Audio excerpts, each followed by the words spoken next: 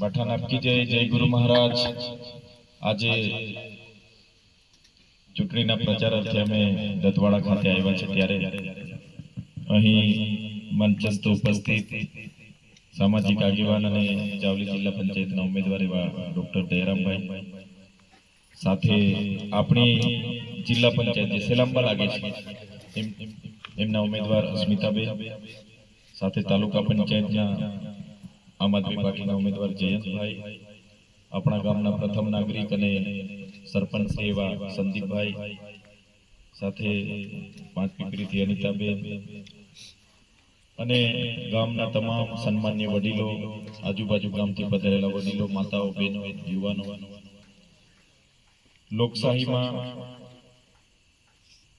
દેશ 1947માં આઝાદ થયો અને બંધારણ બન્યું ત્યારે આપણો દેશ લોકો દ્વારા ચાલતા શાસન થકી દેશ ચાલુ થયો એટલે લોકશાહી. લોકોમાંથી પોતાનો પ્રતિનિધિ ચૂંટે એટલે આ એક લોકશાહીનો તહેવાર છે. 5 વર્ષમાં એકવાર માણસ ચૂંટાઈને જાય એટલે 5 વર્ષમાં ફરી ઇલેક્શન એનો અને લોકો એને પાછા મતદાન કરીને ચૂંટી લાવતા હોય છે. ત્યારે આમ આદમી પાર્ટીમાં તમે જોયું હશે કે શરૂઆત ગુજરાતમાં આમ આદમી પાર્ટી આવી, આપણે 2022માં લડ્યા વિસ્તારમાં. તો આમ આદમી પાર્ટીમાં કોઈ નેતા હોય, કોઈ સાંસદ હોય તો એમના દીકરીને ટિકિટ મળે, ધારાસભ્ય હોય તો એમના દીકરાને ધારાસભ્યની ટિકિટ મળે, એવો આપણા પક્ષમાં નથી. કોઈ સગાવાદ નથી. તમે જોયું હશે મારા પરિવારમાં કોઈ રાજનીતિમાં નહોતું, મારા દાદા કે મારા પિતા કે, છતાં મને ધારાસભ્યની ટિકિટ મળી અને ધારાસભ્ય વખતે પણ આપણે અહીંયા મળ્યા, દિવસે મીટિંગ કરી અને તમારા બધાના આશીર્વાદથી મારી હેસિયત કરતા પણ મોટી જવાબદારી તમે આપી. એટલે અમારો પણ બધાનો પ્રયાસ એ જ હોય છે કે આપણા લોકોના કામ કરવાના. મારો કહેવાનો મતલબ કે આમ આદમી પાર્ટી માત્ર ચૈતર વસાવાની, અરવિંદ કેજરીવાલજીની, ઈશુદાન ગઢવીની કે ગોપાલ ઇટાલિયાની નથી. આમ આદમી પાર્ટી આપણા જેવા સામાન્ય લોકોની પાર્ટી છે અને સામાન્ય માણસોને ઉમેદવાર તરીકે ઉતારે છે. એનું ઉત્તમ ઉદાહરણ હું પોતે છું. જયંતભાઈ છે, અસ્મિતાબેન છે, અનિતાબેન છે. અમારું બેકગ્રાઉન્ડ એ રાજનીતિ નથી. અમે એટલા માટે જાહેર જીવનમાં આવેલા છે, એટલા માટે અમે ચૂંટણીઓ લડીએ છીએ કે સત્તામાં આવીને લોકોની સેવા કરવાનો અમારો ધ્યેય છે. કેટલાક લોકો એટલા માટે ચૂંટણીઓ લડે છે કે સત્તામાં જઈશું એટલે પૈસા કમાઈશું, બંગલા બનાવીશું, ગાડીઓ વસાવીશું, પ્રોપર્ટી બનાવીશું. જ્યારે અમારો ધ્યેય સત્તામાં આવીને છેવાડાના વ્યક્તિને સેવા કરવાનો છે. જે આમ આદમી પાર્ટીને ગુજરાતમાં 2022માં કહેવામાં આવતું હતું કે આમ આદમી પાર્ટી નહીં ચાલે, અહીંયા તો ભાજપનો ગઢ છે, નરેન્દ્રભાઈ મોદી, અમિત શાહનો ગઢ છે. પણ તમારા આશીર્વાદથી આ ધારાસભ્ય ચૈતર વસાવા હોય, ગોપાલ ઇટાલિયા, સુદાન ગઢવી હોય, આજે ગુજરાતમાં 6000 ઉમેદવારો આમ આદમી પાર્ટીના અમે ઉતારેલા છે.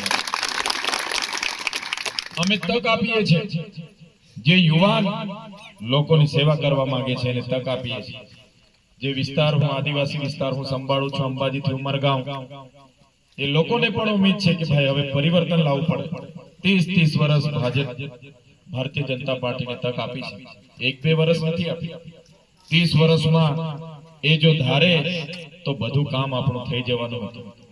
શું કર્યું એ લોકો? 2014ની લોકસભાની ચૂંટણી હતી અને દેશના વડાપ્રધાન જ્યારે ઉમેદવાર તરીકે નરેન્દ્રભાઈ મોદી હતા, બહુ મોટા મોટા વાયદાઓ આપણને આપીને ગયા. બાદમાં ફરી 19ની ચૂંટણી આવી, ફરી એમણે કીધું કે 19માં અમને બીજો મોકો આપો, અમે આ કરીશું. એમણે કીધું કે બધાને આ 2024 સુધીમાં આવાસો બનાવી દઈશું, કોઈ કાચું ઘર ના રહે, આ કાચા રસ્તા ના રહે, ફલાણું ના રહે, ઢીકણું ના રહે, ખેડૂતની આવક બમણી કરી દઈશું, કોઈ ભણેલો શિક્ષિત બેરોજગાર ના રહે, બધાને દર વર્ષે 2 કરોડ રોજગારી આપીશું. આજે જે ભણેલા છે યુવાનોને ખબર છે, જ્યારે પરીક્ષા આપવા જાય છે ત્યારે પરીક્ષા આપીને રિટર્ન આવતા રસ્તે ખબર પડે છે કે પેપરો ફૂટી ગયા. આ પરિસ્થિતિ આપણા ગુજરાતની છે, દેશની છે. ત્યારે વ્યવસ્થા સામે અમે લડીએ છીએ. એ વ્યવસ્થા બદલવા માટે અમે રાજનીતિમાં આવ્યા છીએ. ત્યારે આમ આદમી પાર્ટી જે પ્રકારે આગળ વધી રહી છે એમાં તમારો બધાનો સહકાર છે. હું પહેલી વાર ચૂંટાઈને ગયો હતો ત્યારે આપણને હતું કે આમ આદમી પાર્ટીના સારા એવા ધારાસભ્ય ચૂંટાશે. 41 લાખ મત મળ્યા હતા આપણને ગુજરાતમાંથી, પણ થોડા મતથી ઘણા ઉમેદવારો હારી ગયા. અમે જ્યારે 5 ધારાસભ્ય પહેલી વાર ચૂંટાઈ ગયા ત્યારે ભાજપના બધા મોટા 5 ટર્મના ધારાસભ્ય, 3 ટર્મના, 4 ટર્મના, 6 ટર્મના બધાને થયું કે આ લોકો શું કરી લેવાના છે, આ લોકો શું કરશે. અમારી આવડી મોટી સરકાર, 162 અમારા ધારાસભ્ય ચૂંટાયા છે, પણ તમે જોઈ લો 162 ને આપણે બધાને લાવીને અહીંયા છેલાંબામાં ઉતારી દઈએ ને કોઈને ઓળખતું નથી. વિધાનસભામાં એમના ધારાસભ્યને કોઈ ઓળખતું નથી કોણ ક્યાંથી ચૂંટાઈને આવ્યું છે. તમારા બધાના આશીર્વાદ છે, યામોગી માતાના આશીર્વાદ છે કે તમારા ધારાસભ્યને આજે આખું ગુજરાત ઓળખે છે. ગુજરાતના કોઈ પણ ખૂણામાં આપણે જતા રહીશું. અમે કોઈ પણ જગ્યાએ જઈએ છીએ, રસ્તે ચા પીવા પણ ઉતરીએ ને તો 5 છોકરાઓ ભેગા થઈ જાય છે.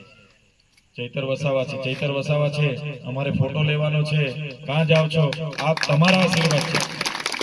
આ કઈ ચૈતર વસાવાના એકલા દમ પર આ નથી થયું, તમે બધાના સહકારથી આ થયું છે. આજે તમે જોઈ લો, ગુજરાતમાં પરિવર્તનની લહેરની શરૂઆત આપણા ડેડિયાપાડાથી થઈ છે. આજે ડેડિયાપાડાથી આખી પાર્ટી છે અંબાજીથી ઉમરગામ સુધી આપણે વધારેલું છે. બસ 2240 ઉમેદવાર મેં પોતે ઉભા રહ્યા.